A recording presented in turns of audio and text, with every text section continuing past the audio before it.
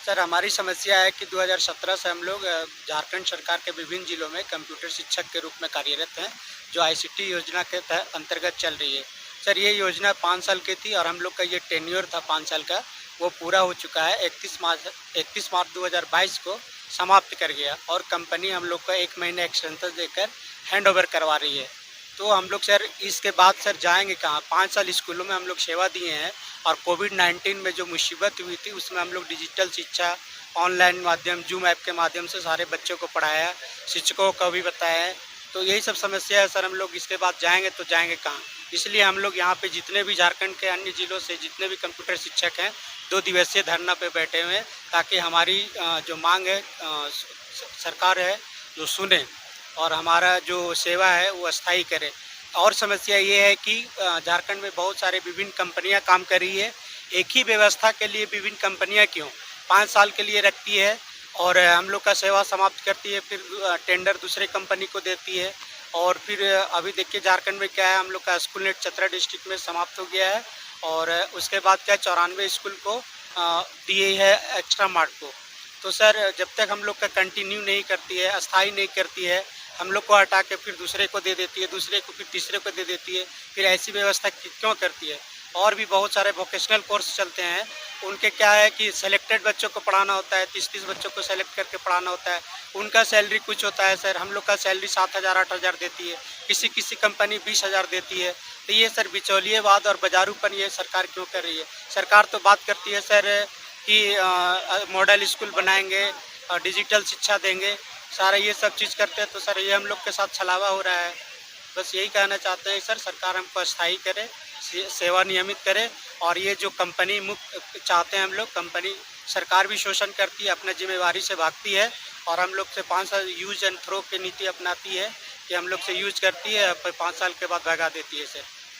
2 दिवसीय धरना के बाद आप लोगों की आगे की रणनीति क्या है यदि सरकार कुछ नहीं करती है तो? सर सरकार नहीं करती है सर, तो हम लोग कंटिन्यू रखेंगे। उससे भी सरकार की नींद नहीं खुलेगी तो हम लोग न्यायालय का दरवाज़ा खटखटाएंगे सर। क्या है कि पंजाब, बंगाल, हरियाणा और बिहार, वहाँ पे हाई कोर्ट का आदेश आ चुका है कि उनकी योग्यता के अनुसार, जब आप 5 साल सेवा लिए हैं तो उनकी योग्यता के अनुसार अन्य विभागों में समायोजन करें। मैं लालचंद महतो झारखंड के पूर्व ऊर्जा मंत्री रहा हूं और मैं वहां से बिलोंग करता हूं जहां से मेरे प्रतिद्वंदी माननीय जगन्नाथ महतो जी जीत करके आए हैं। लेकिन जो आप लोगों से समझने का मौका मिला उसके अनुसार आईसीटी योजना के तहत आप सभी लोग जो पूरे झारखंड में लगभग आईसीटी योजना में 3,500 कंप्यूटर ट्रेनर शिक्षक के रूप में आप लोग कार्य करते हुए आ रहे हैं। अन्य राज्यों में जैसे बंगाल सबसे विकसित राज्य है। बंगाल में, पंजाब में, बिहार में, हरियाणा आदि राज्यों में जितने कंप्यूटर ट्रेनर रहे हैं,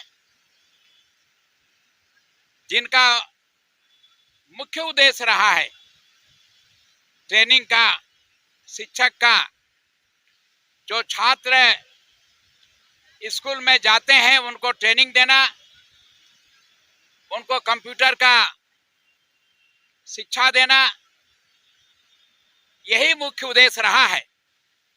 मैं समझता हूं छात्र जो है स्कूल में आते जाते रहते हैं, आते जाते रहते हैं, लेकिन जो शिक्षक है उसको यथावत रहना चाहिए और उसी उद्देश्य को लेकर के, उसी सोच को लेकर के राज्य सरकार से हम सुझाव देना चाहेंगे। हमारे माननीय जगन्नाथ महतो जी को भी हम सुझाव देना चाहते हैं। ये राजनीतिक कोई प्रतिद्वंदिता की बात नहीं है, ये राज्य की हित की बात है। 3,500 शिक्षकों की बात है। राज्य के जो 40 लाख है सरकारी स्कूलों में जो छात्र हैं उनकी शिक्षा की बात है। इसलिए माननीय जगन्नाथ महतो जी को इस पर पहल करना चाहिए और सारे के सारे जो 3,500 शिक्षक हैं पूरे राज्य के स्कूलों में, पूरे राज्य के जिलों में, उनको अस्थायी करना चाहिए। ये मेरा जगन्नाथ जी को भी सुझाव है। साथ साथ जो हेमंत सोरेन है उनको भी सुझाव है कि राज्य हित में, गरीबों के हित में, आदिवासियों के हित में, यहाँ के पिछड़ों के हित में, यहाँ के दलितों के हित में इनको जो है अस्थायी करने के लिए आप जो है आगे बढ़ें। पूरा का पूरा राज्य की जनता का यही मांग है और मैं इसका समर्थन करता हूं। धन्यवाद।